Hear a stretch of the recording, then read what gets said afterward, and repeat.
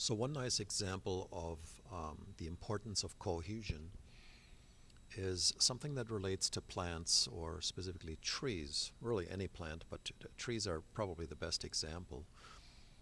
If you take a look at a tree and how tall a tree is, you might have wondered at some point is that how does the water get up to the top of the tree? What drives the water up to the top of the tree? And a lot of people just say, well, the roots push the water up, but how do they do that? You know, where does the energy come from? What's the motor or the pump that drives it up? And the answer is not necessarily really intuitive, but it certainly has something to do with cohesion between water molecules. So what happens is plants have vessels called xylem inside of them. They're little tubes that the water is contained in, and these things are full of water. There's no air gaps or dry spaces in them. This is one of the reasons why plants need to have water available to them all the time. So at the top of the plant, at the leaf, there are little openings called stomata, which is not something that's real important for you to memorize right now, but these little openings, like right here, I drew the little opening.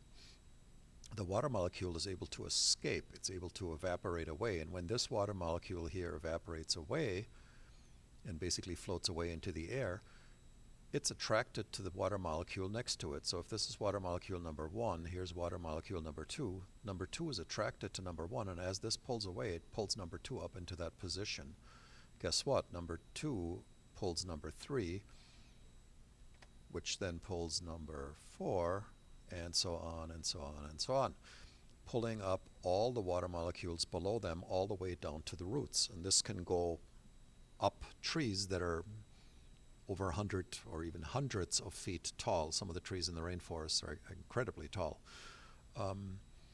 So the energy for this process to get this water molecule to evaporate and then pull all the other ones up comes from the sun. So it's heat energy from the sun that makes that happen. So there is no, pump down in the roots that causes that. The roots are able to provide some osmotic pressure that pushes the water just so many inches or maybe a foot or two. But then the rest of that energy comes from the sun, and this is something that we call transpiration pull, and the only way that can happen is because of cohesion between water molecules. So this is my diagram, which isn't exactly the most beautiful, but we have a more beautiful diagram here that shows this. So here's a very tall tree with water evaporating here at the top, water molecules escaping the leaves, and then pulling up the other water molecules up the tree all the way down from the ground where it enters at the roots.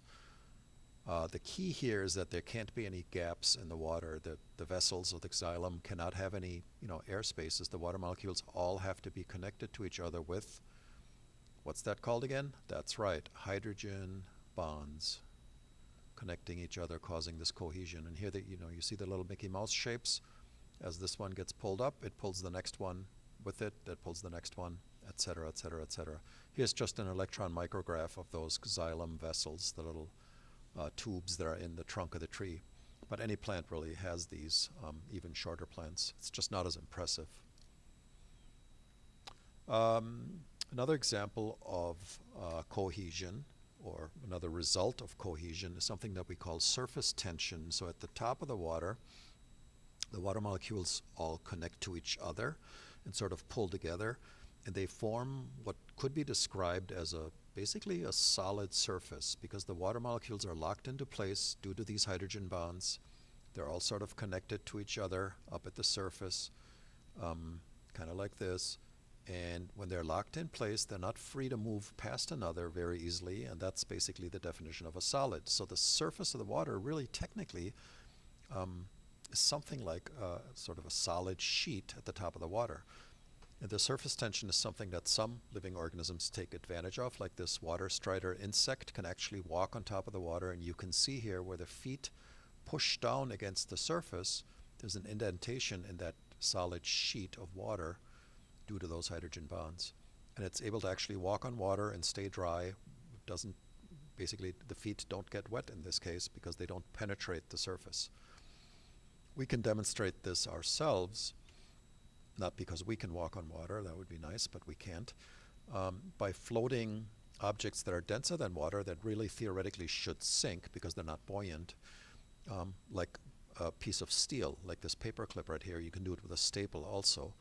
Just simply take a glass of water, fill it to the top, and then gently, very carefully place a paper clip at the top, and you'll see that it actually floats, not because it is less heavy or less dense than water. No, it should sink, but because it's unable to penetrate that solid sheet at the surface that we call surface tension. So you can try this yourself with a glass of water. Just fill it up, get a paper clip or a staple, and check it out for yourself in your own house.